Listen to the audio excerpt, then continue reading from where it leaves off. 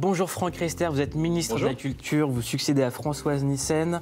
Depuis le 16 octobre, c'est vous qui avez en tête le ministère de la Culture. Donc, est-ce que vous pouvez nous expliquer ce que c'est que ce fameux Pass Culture? Vous savez, c'est un des engagements du président de la République de mettre à disposition des jeunes, dans un premier temps de 18 ans, mais aussi ensuite, par la suite, pour tous les Français, une petite application sur son smartphone et éventuellement, quand on n'a pas de smartphone, sur un ordinateur, une application qui permet d'une façon géolocalisée... Pour tous les Français, c'est-à-dire n'importe quel âge, tout le monde? Alors, à terme, ça sera n'importe quel âge. Pour l'instant, on se concentre sur les jeunes de 18 ans.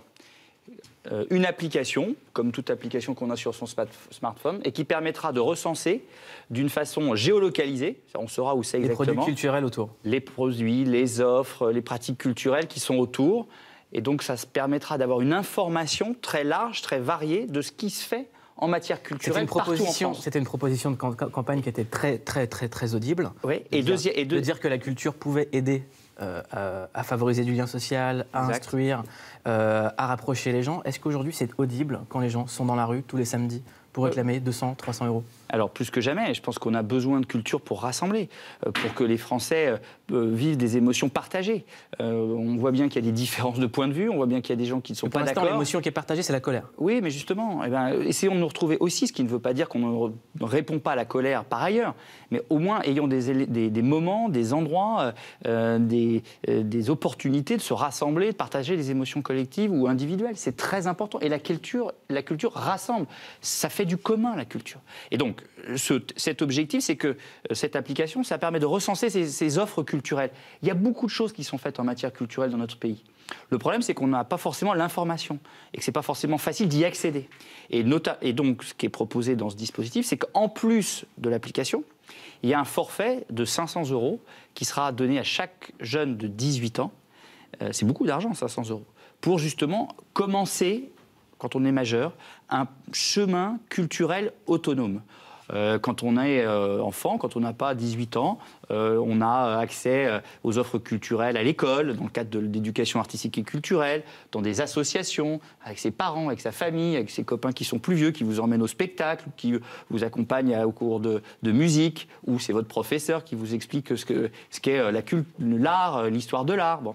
Et bien là, on va donner la possibilité aux jeunes à 18 ans, avec cette application, pour savoir où sont les offres et où sont les pratiques culturelles, et avec ces 500 €, de commencer un chemin autonome vers son propre parcours culturel. Et je pense que c'est un très beau signal envoyé aux jeunes, de leur faire confiance et de leur donner les moyens de commencer leur chemin culturel. Elle veut dire quoi, la culture? La presse est vecteur de culture, la liberté de la presse aussi, c'est essentiel en France. Bien sûr. Un lieu comme un kiosque a été brûlé sur les Champs-Élysées, plusieurs kiosques, vous y étiez. C'était le week-end dernier, lors de l'acte 18 des Gilets jaunes. On a assisté à un regain de tension et de violence sans précédent. Près de 100 commerces ont été vandalisés, dont ce kiosque. Est-ce que vous allez aider ces kiosquiers? Est-ce que vous avez les moyens, au ministère de la Culture, de faire quelque chose? Alors, effectivement, dans les différentes missions qu'a le ministère de la Culture, il y a notamment la question de la presse, du suivi de la presse.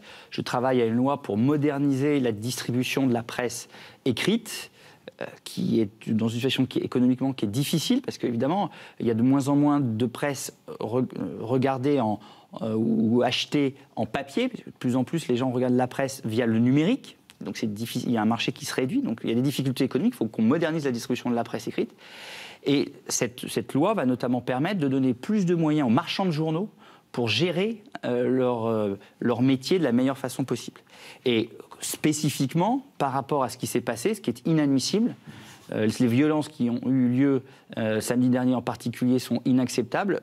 On a la chance de pouvoir manifester pacifiquement dans notre pays. C'est une grande liberté démocratique à laquelle on est attaché et il faut absolument la préserver. Et d'ailleurs, en parallèle, il y a eu des dizaines de milliers de gens qui ont défilé pour le climat sans aucun problème. Et là, il y avait un groupe d'individus qui se sont regroupés, même pas pour manifester, simplement pour s'attrouper et casser. Ça, c'est inacceptable.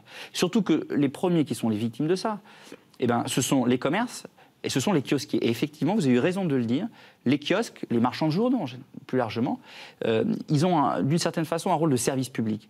Ils distribuent la presse.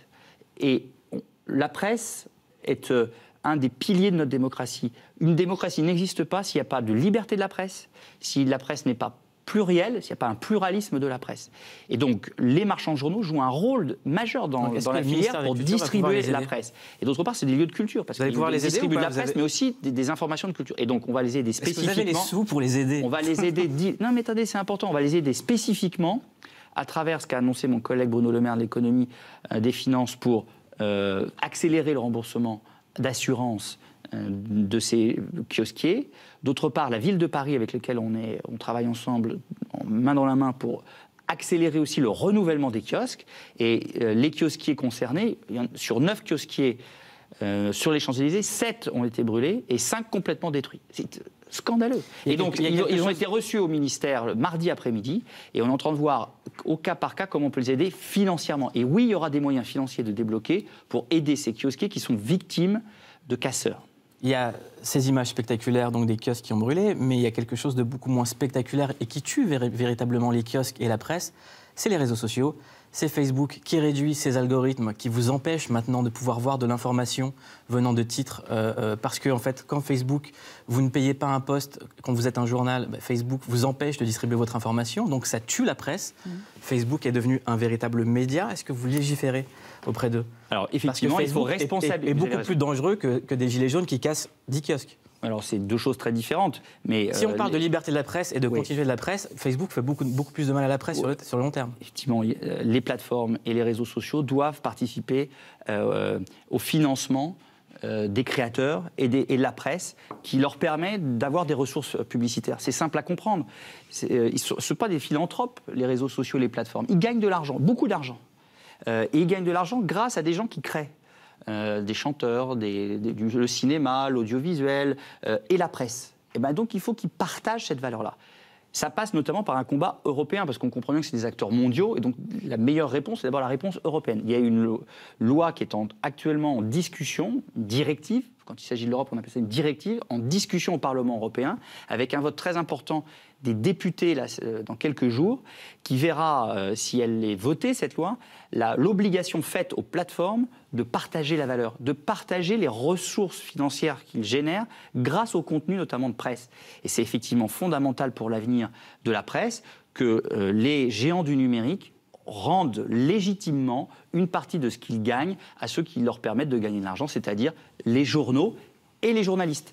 Parce que dans cette directive, il y a l'idée de partager la valeur avec les éditeurs de presse, avec les journaux, mais aussi avec les journalistes. Et ça, c'est très important, parce que les journaux peuvent aussi avoir des contenus de qualité grâce aux journalistes. J'aimerais qu'on continue à parler de Facebook. Vendredi 15 mars, 50 personnes ont été tuées dans une attaque par un terroriste islamophobe, je dis bien terroriste, dans la ville de Christchurch en Nouvelle-Zélande. Le tireur a filmé et diffusé en direct son attaque sur Facebook. Il a fallu attendre 17 minutes pour que le réseau social supprime la vidéo. Facebook, aujourd'hui, c'est un véritable média. Est-ce qu'en France, vous pensez pouvoir légiférer pour que ce genre de choses n'arrive pas? Est-ce que nous, Français, on a élu un gouvernement qui a la main sur Facebook? Alors, non, l'idée, c'est pas d'avoir la main sur Facebook, sûrement pas. On n'est pas en train d'être un gouvernement ou une administration qui met la main sur des réseaux sociaux, qui sont des lieux de communication, des lieux d'expression. Et il faut garder ça, c'est fondamental. On n'est pas dans une dictature, on n'est pas dans un régime autoritaire. Il y a beaucoup d'endroits... Il y a un CSA qui régit la télévision. Il y a beaucoup d'endroits aujourd'hui au monde où, malheureusement, ils n'ont pas accès à ces réseaux sociaux-là. Et c'est grave.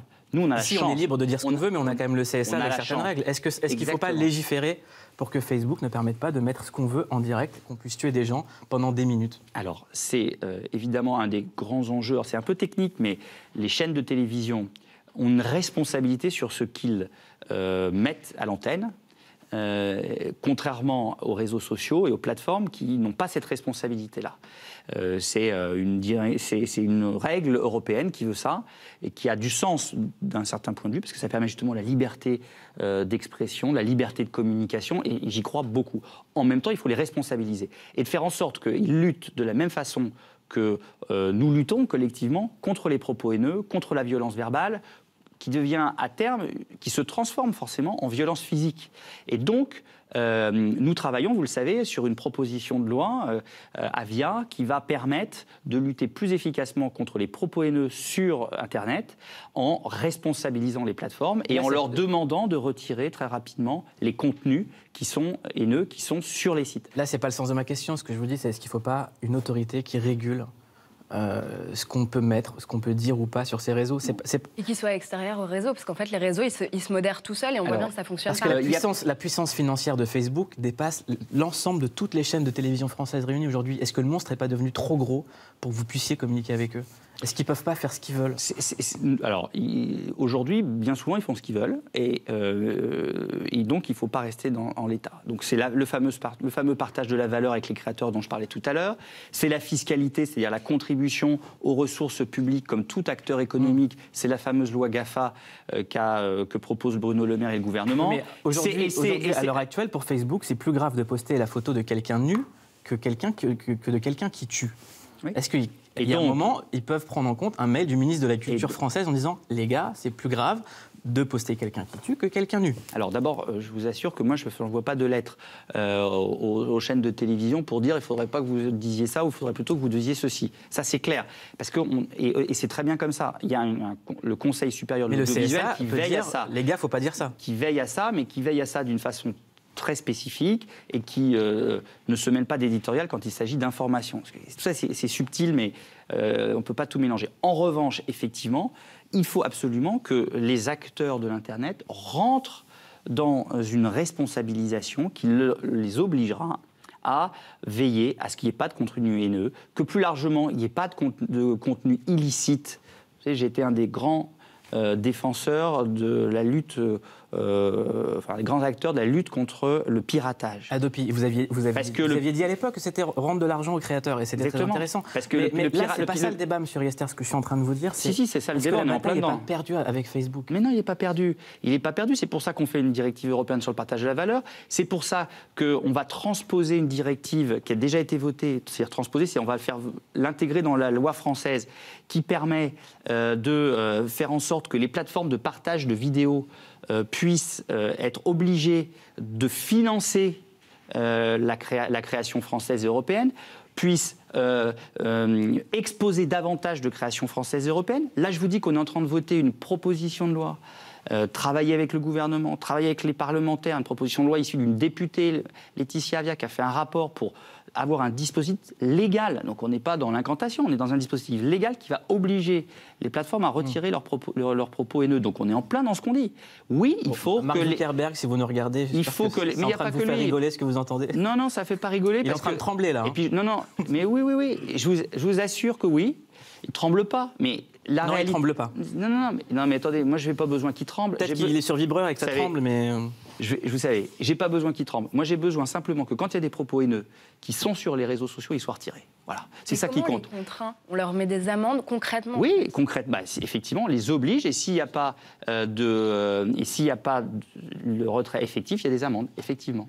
J'aimerais qu'on parle d'un autre sujet. Et juste pour parce que là, Mark Zuckerberg, il tremble, donc il faut qu'on change de sujet. Non, mais Mark Zuckerberg, il tremble, alors pas à cause de moi, mais par rapport à la prise de conscience de la société. Et il a compris qu'il ne pouvait pas continuer à laisser penser, parce que c'est souvent le cas, que les données privées sont éventuellement communiquées à tout le monde. Il ne peut pas laisser penser que dans les réseaux sociaux, sur Facebook, on peut laisser des propos haineux. Il ne peut pas laisser penser ça, parce qu'à terme, c'est son image, et donc son modèle économique, et donc ses ressources financières qui comptent. Et c'est pour ça que moi j'en appelle aussi à tous les Français qui nous regardent.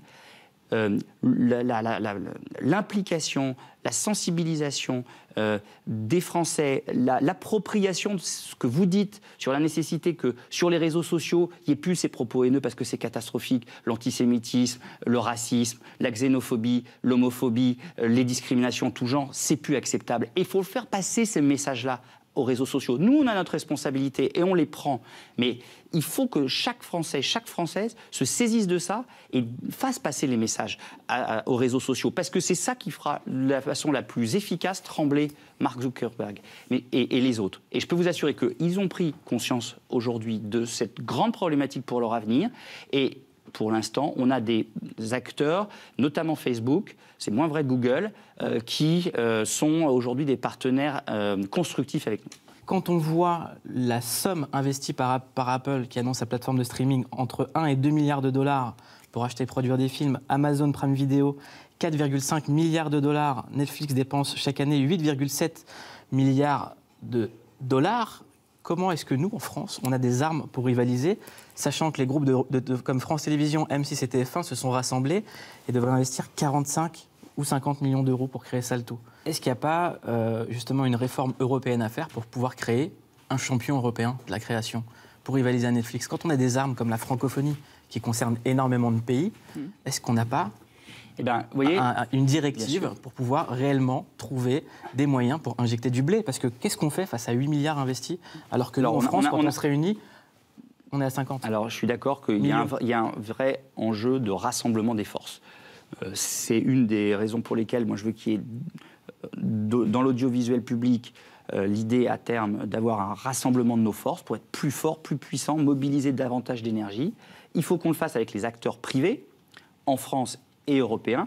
Vous avez peut-être vu que la chancelière Angela Merkel et le président de la République se sont engagés à faire une plateforme franco-allemande sur un certain nombre de contenus. Donc j'y travaille avec mon homologue que j'ai rencontré à Berlin très récemment, Monika Grutte. On va réussir à faire une plateforme franco-allemande. Et mon objectif, c'est de fédérer les différents acteurs pour qu'ils concentrent leur énergie au même endroit, au même moment. Et c'est ça qui est devant nous. Mais il y a aussi une lutte idéologique. Aujourd'hui, quand on voit, par exemple, la culture Netflix, c'est une culture qui se fait par des remontées d'algorithmes, où en gros, on prend les sujets à la mode et on crée de la culture. Si demain, on doit rivaliser avec cette culture-là, il n'y aurait jamais un Claude Sautet, il n'y aurait jamais un Bertrand Blier, il n'y aurait pas l'exception culturelle française. Donc il y a aussi un combat idéologique. Oui, c'est pour ça qu'il faut absolument que le système qu'on a créé depuis des années s'adapte au numérique. Et qu'on oblige les géants numériques qui arrivent avec une culture anglo-saxonne, avec cette absence de volonté de diversité de la création, à financer et à exposer la création française et européenne. Ça sera dans la loi audiovisuelle de cet été, sur cette partie-là. Et le combat, je dirais, de cette préservation de l'exception culturelle française et européenne, c'est un combat qu'on mène en France, qu'on a mené en Europe avec des résultats, et qu'il faut continuer à mener en Europe. Mais il y a déjà des centaines de millions d'euros qui sont investis dans la création, mais le problème, sur les réseaux sociaux, sur l'Internet, ils ne sont pas assez regroupés dans une plateforme forte. Mais si on se rassemble, et c'est ce qu'on est en train de faire, on sera puissant et on pourra rivaliser, il me semble, avec ces grands acteurs-là. Mais il faut de la volonté politique, il faut des actes concrets, il y en a déjà eu. Là, en ce moment, on est en train de prendre des décisions majeures, mais le chemin n'est pas encore terminé. Il faut que, absolument, on ait davantage d'argent pour la culture. C'est un enjeu majeur, c'est un enjeu de société, c'est un enjeu de civilisation pour l'Europe. Et donc, nous avons besoin de nous battre à armes égales avec les acteurs numériques américains, donc ils doivent appliquer les mêmes règles que les acteurs européens. Et l'Europe doit investir, comme la France sait le faire et a mis en place des dispositifs de financement de la création. L'Europe doit aussi aider ses créateurs partout en Europe à produire des créations spécifiques, des créations européennes, qui sont le reflet de notre civilisation et de notre culture européenne.